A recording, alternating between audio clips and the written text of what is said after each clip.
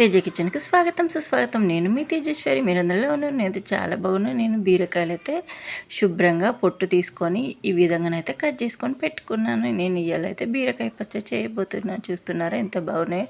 Subscribe చేసుకుంటే వెంటనే subscribe చేసుకోండి. లైక్ చేయడం మాత్రం మర్చిపోద్దు. బీరకాయలు అయితే ఒక 2 తీసుకున్నాను. 2 తీసుకొని ఈ విధంగా అయితే కట్ చేసుకొని పెట్టుకున్నాను. ఇప్పుడైతే పచ్చడి కోసము గంజు పెట్టుకొని అందులో ఒక గుప్పెడు పల్లీలు వేసుకొని వేయించుకోవాలి. కొన్ని వేసుకుంటే సరిపోతుంది, ఎక్కువ వేసుకుంటే గట్టిగా వస్తుంది పచ్చడి. అందుకోసమనే మామూలుగానే వేయించుకోవాలి. ఈ విధంగా దోరగా వేగిన తర్వాత మనము ఒక బౌల్లోకి తీసుకోవాలి.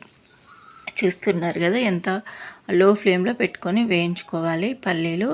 అప్పుడైతేనే మంచిగా వేగుతాయి. లేదనుకోండి లోపల పచ్చి పచ్చిగా పైన అయితే మాడిపోయి కనబడుతుంటాయి. అందుకోసమని పల్లీలు వేయించుకునేటప్పుడు జాగ్రత్తగా వేయించుకోండి. చూస్తున్నారు కదా ఈ పచ్చడి నేనైతే ఒక బౌల్లోనైతే వేసేసాను. తర్వాత మళ్ళీ గంజి పెట్టుకొని తర్వాత ఇందులో ఆయిల్ అయితే పోసుకున్నాను. ఒక 4 కొల్ల ఆయిల్ అయితే పోసుకున్నాను. ఆయిల్ మనకు అంటే ఎక్కువ తినేవాళ్ళు కొంచెం ఎక్కువ పోసుకోవచ్చు, తక్కువ తినేవాళ్ళు ఇంకొంచెం తక్కువ పోసుకోవచ్చు. ఆ విధంగానైతే నేను బీరకాయ పచ్చడి కోసం వేస్తున్నాను. చూస్తున్నారు కదా మిరపకాయలు అయితే వేసేసాను. మిరపకాయలు చిటపటలాడాలి. మీరు మధ్యలో కట్ చేసుకొని వేయించుకొని, నేనైతే మధ్యలో కట్ చేయకుండా మంచిగా శుభ్రంగా కడుక్కొని తోడుమలు తీసుకొని ఇలా వేయించుకోవాలి. మిరపకాయలను ఒక 6-7 మిరపకాయలను ఇలా వేయించుకుంటున్నాను. అంటే 2 బీరకాయలు మీడియం సైజులో ఉన్నట్లయితే ఒక 6 మిరపకాయలు అయితే పడతాయి. ఎందుకంటే ఇందులో మనం టమాటాలు కూడా వేస్తాం కాబట్టి, టమాటాలు పులుపుగా ఉంటాయి కాబట్టి వాటి కోసమని. బీరకాయలు మిర్చీలు తీసిన తర్వాత వెంటనే బీరకాయలు వేసుకోవాలి. బీరకాయలు వేసుకొని ఈ విధంగానైతే మంచిగా కలుపుకోవాలి. నూనెలో మంచి కలుపుకోవాలి. అవి దూరగా వేగాలి. దూరగా మంచిగా వేగాలి. మధ్యలో కలుపుతూ ఉండాలి, లేకుంటే మాడిపోతూ ఉంటాయి బీరకాయలు. మీకు ఎంతమందికి బీరకాయలు ఇష్టమో కామెంట్ చేయండి. బీరకాయ పచ్చడి చాలా రకాలుగా చేస్తుంటారు. నేనైతే ఈరోజు ఈ విధంగానైతే చేశాను పల్లీలతోని. టేస్ట్ అయితే చాలా బాగుంది. అసలు కొద్ది తినాలనిపించింది మాకైతే. ఆ విధంగానైతే బీరకాయ పచ్చడి చేశాను. ఈ విధంగా గుంటలాగా చేసుకొని మనం మధ్యలోనైతే టమాటాలు వేసేద్దాం. నూనెలో వేయించినట్లు ఉంటుంది, మంచిగా నూనె పట్టుకుంటుంది టమాటాలకు. ఈ విధంగా వేసుకుందాము. వేసుకొని ఇప్పుడైతే మూత పెట్టేసుకుందాము. మూత పెట్టుకోవడం అవసరం లేదు, అదే వేగిపోతాయి. మూత పెట్టుకున్నాం అనుకోండి ఇంకా నీరుగా అవుతాయి. అందుకోసమే వీటిని కొంచెం వేగిన తర్వాత మొత్తం అంతా మంచిగా కలుపుకోవాలి. తర్వాత కాసేపు మగ్గిన తర్వాత మళ్ళీ కలుపుకోవాలి. ఇలా ఎక్కువ మగ్గితేనే బాగుంటాయి. చూస్తున్నారు కదా ఇలా మగ్గిపోయాయి. మనకు పచ్చడికి రెడీ అయిపోయినట్లే బీరకాయలు. ఈ విధంగా మగ్గిన తర్వాత స్టవ్ అయితే ఆఫ్ చేసుకోవాలి. స్టవ్ ఆఫ్ చేసుకొని పెట్టుకోవాలి. దింపుకొని ఆరనివ్వాలి. ఈ బీరకాయలు టమాటాలు అయితే ఆరనివ్వాలి.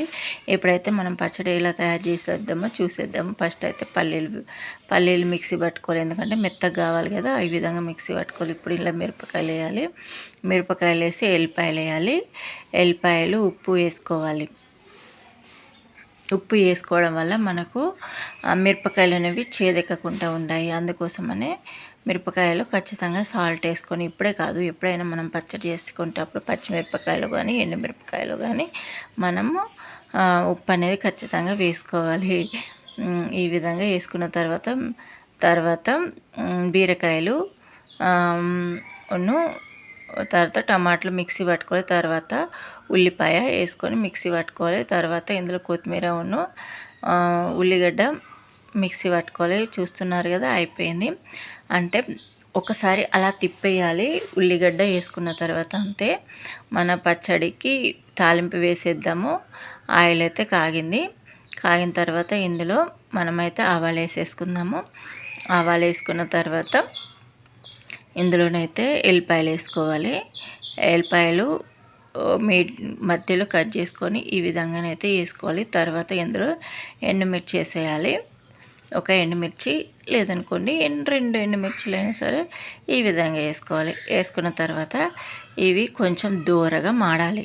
అప్పుడైతేనే పచ్చడి టేస్ట్గా వస్తుంది. దూరగా వేగిన తర్వాత ఇప్పుడు ఇందులోనైతే మనం కరివేపాకు కూడా వేసేసుకుందాము.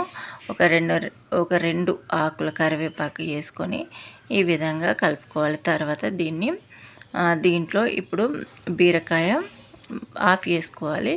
ఆఫ్ వేసుకున్న తర్వాత బీరకాయ పచ్చడిని ఇందులో వేసుకొని తాలింపు పెట్టుకోవాలి. అంతే, మన బీరకాయ పచ్చడి రెడీ అయిపోయింది. మీకు ఎంతమందికి బీరకాయ పచ్చడి ఇష్టమో కామెంట్ చేయండి.